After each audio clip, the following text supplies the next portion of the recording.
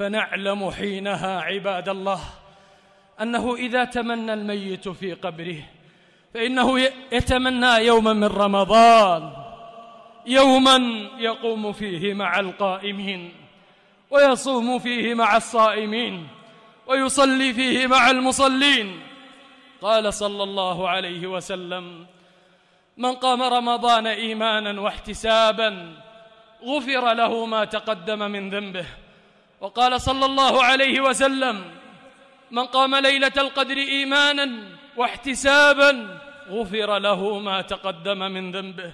فندرك حينها عباد الله كم من محروم قد انشغل بدنياه وحرم هذا الفضل. نعلم حينها والله كم من محروم ضيع صلاة التراويح والقيام وانشغل بالسهر واللعب والحرام، فهذا والله هو المحروم حقا. أجل عباد الله.